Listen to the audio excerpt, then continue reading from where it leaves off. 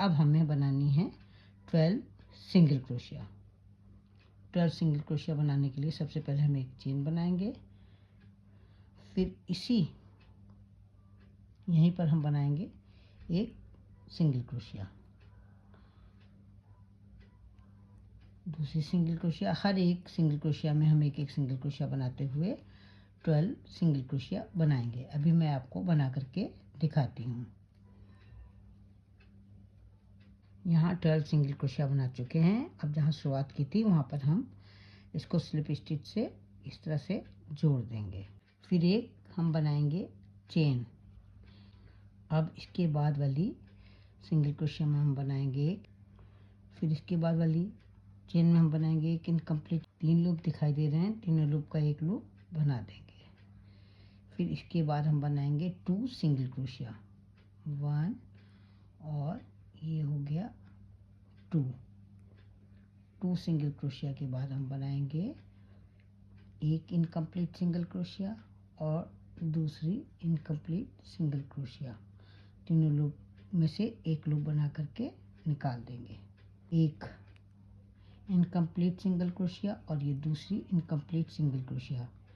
3 loop बन गए हैं, एक लूप नया बना करके इन तीनों लूप के अंदर से निकाल देंगे।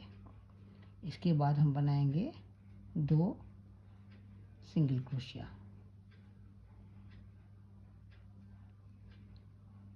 और फिर एक बनाएंगे हम इनकम्प्लीट सिंगल क्रोशिया और फिर एक बनाएंगे incomplete single crochet. 2 incomplete single crochet बना करके एक नया लूप बना करके 3 लूप में से निकाल देंगे। तो यहाँ पर भी हमारी एक सिंगल क्रोशिया कम हो जाएगी। अभी तक हमारे पास 12 सिंगल क्रोशिया थी, अब हमारे पास 8 सिंगल क्रोशिया रह गई हैं। सबसे पहले जहाँ शुरुआत की थी वहाँ से हम इसको स्लिप स्टिच से जोड़ देंगे। पहले एक चेन बनाएंगे, फिर हर एक सिंगल क्रोशिया में एक एक सिंगल क्रोशिया बनाएंगे। इस तरह से हम 8 सिंगल क्रोशिया बनाएंगे। 2 3 3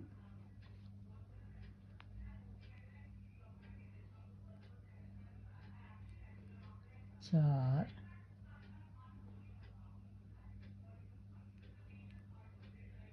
5 6 7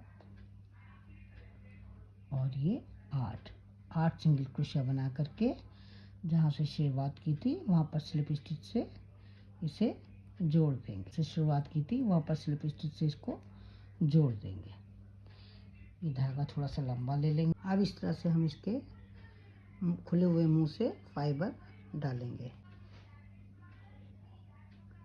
इस तरह से हम इसमें फाइबर डालेंगे।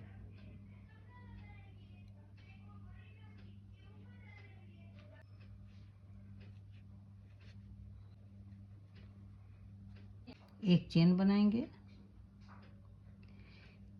एक इनकम्प्लीट सिंगल क्रोशिया, दूसरी इनकम्प्लीट सिंगल क्रोशिया। 3 लूप में से एक लूप निकाल लेंगे, बनी। इसके बाद फिर इसी तरह से बनाएंगे एक इनकम्प्लीट सिंगल क्रोशिया, दूसरी इनकम्प्लीट सिंगल क्रोशिया। 3 लूप में से एक लूप निकाल लेंगे।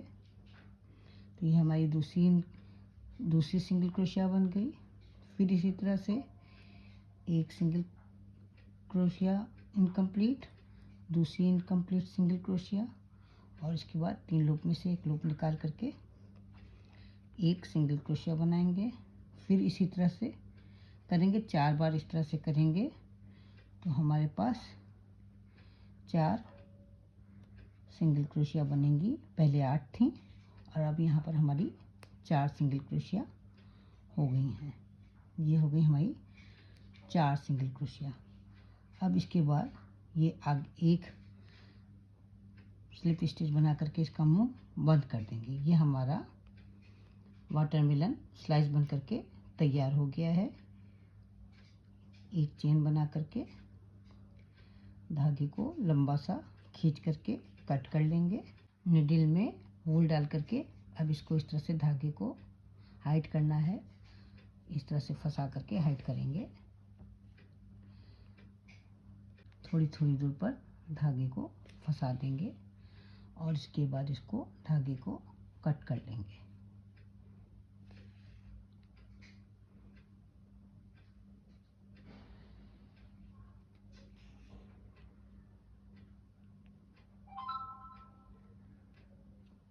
अब यहाँ पर हम धागे को कट कर लेंगे।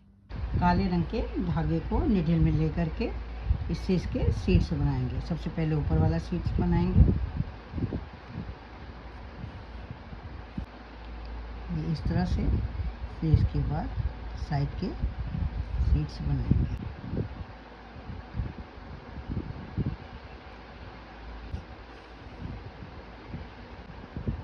फिर बीचों बीच में एक सीड बनाएंगे और 2 सीड साइड में बनाएंगे। एक यहाँ पर बनाएंगे साइड में और दूसरा इस साइड में बनाएंगे। इसी तरह से दूसरी साइड में भी सीड्स बनाएंगे।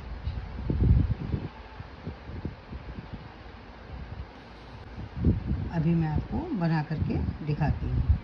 यहाँ पर मैंने वाटरमेलन स्लाइस में सीड्स बना लिए हैं। वाटरमेलन स्लाइस बन करके तैयार हो गए हैं। बहुत ही खूबसूरत हैं। आप इन्हें एप्लिक की तरह यूज़ कर सकते हैं, की चेन में यूज़ कर सकते हैं, बैक चार्म बना सकते हैं। मुझे तो बहुत ही खूबसूरत लग रहे हैं। आपको कैसे लग रहे हैं? आशा करती हूँ आपको भी बहुत ही खूबसूरत लग रहे होंगे। तो फिर देर किस बात की, उठाइए ऊन और क्रोशिया बनाना शुरू कर दीजिए। तो फिर मिलते हैं कल एक नई डिज़ाइन के साथ, एक नए वीडियो के साथ। तब तक के लिए जय माता दी।